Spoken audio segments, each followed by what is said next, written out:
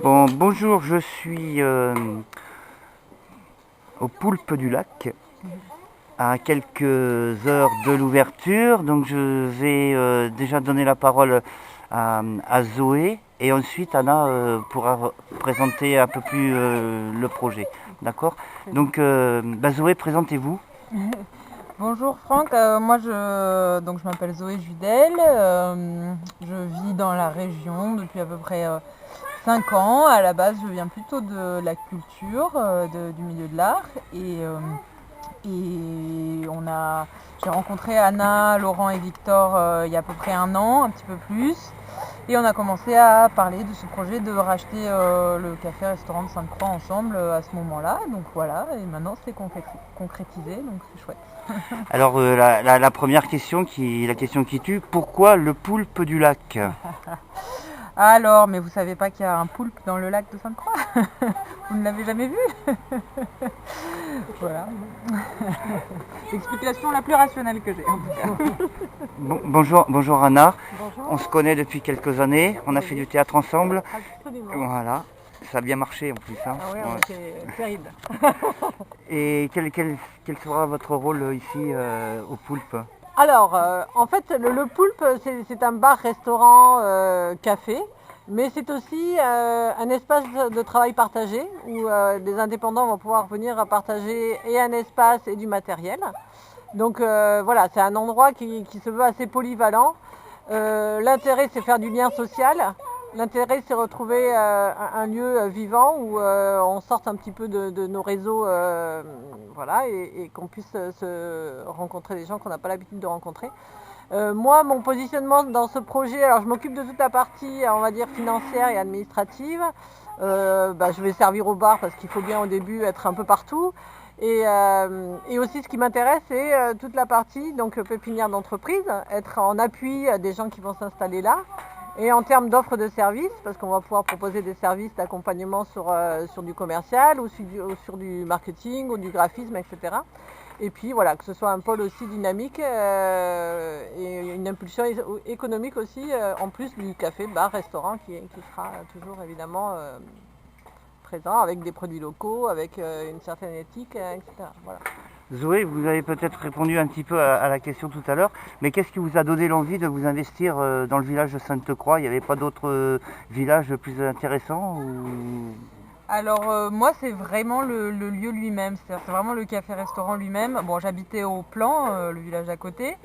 C'est vrai que j'aimais beaucoup le petit marché ici, venir le mercredi au marché avec tous les petits producteurs. Du coup, je voyais ce grand café, je me disais c'est un beau lieu, il est immense, il y a vraiment tellement de potentiel dans cet endroit. Ça faisait longtemps que ça me trottait dans la tête d'ouvrir un lieu, donc pour moi c'était au départ dans ma tête c'était plutôt un lieu pour la culture et puis quelque part la restauration ça m'a toujours intéressé, ça m'a toujours plu, la cuisine aussi ça a toujours été une passion, donc là ça permettait de mêler un peu les deux et de faire ça avec une équipe, avec des gens, donc c'est un peu ça le rêve quoi. Donc quand j'ai appris qu'il était à vendre, c'est là vraiment que j'ai commencé à me dire que ça valait la peine de s'installer là quoi. Ok, est-ce qu'on peut lancer un appel donc à toutes les bonnes volontés et du village et alentour pour venir alors soit faire des expositions d'artistes, de la musique, des cafés littéraires comme je proposais l'autre fois? Ouais, complètement, complètement. C'est vraiment, moi, c'est ce qui me plaît le plus, hein, évidemment, enfin avec la cuisine quand même, mais c'est ce qui me plaît le plus, c'est de développer une programmation culturelle. Donc on a cette grande salle polyvalente derrière qui permet vraiment d'accueillir des artistes en résidence, que ce soit des musiciens, des petites compagnies de théâtre, de marionnettes, des plasticiens, des gens qui font de la BD même, ou des gens qui voudraient faire de la photo, avoir un moment de réflexion, etc. Il reste le petit studio d'hôtes aussi pour accueillir des gens qui viendraient de plus loin. Il y a vraiment la possibilité de faire tout un tas de choses, sachant qu'on a une petite scène, on a un grand jardin l'été, la possibilité d'organiser de petits festivals. Donc voilà, et je suis très ouverte à toutes les propositions et j'ai vraiment envie de collaborer avec plein de gens à ce niveau-là, quoi. Après, au niveau de la com, je vais peut-être parler à Anna. Comment vous pensez développer ce restaurant dans un petit village de 651 habitants?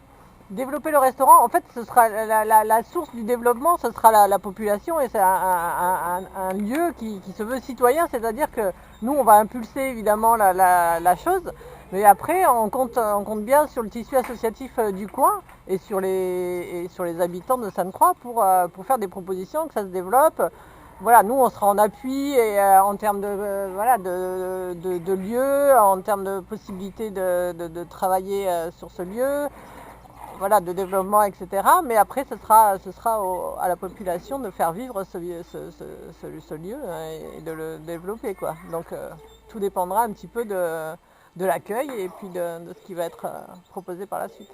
Après, en termes de communication, je pense moi j'ai une formation de graphiste à la base et donc on va continuer à développer aussi l'aspect réseaux sociaux. À mon avis, on aura assez rapidement, on aura un petit soit flyer, soit dépliant avec une programmation sur 3 mois. Et on est quand même assez en contact avec les offices de tourisme. Voilà, on va continuer à développer ça, peut-être une coopération avec les associations en local, surtout les associations, quoi, parce que c'est souvent eux qui sont porteurs de projets culturels. Donc voilà, c'est un peu les axes de développement, quoi. Eh bien, je dis à tous les Cruxéens, c'est sur ces mots magiques que nous allons nous quitter ce soir. Et bonne chance à vous. Merci.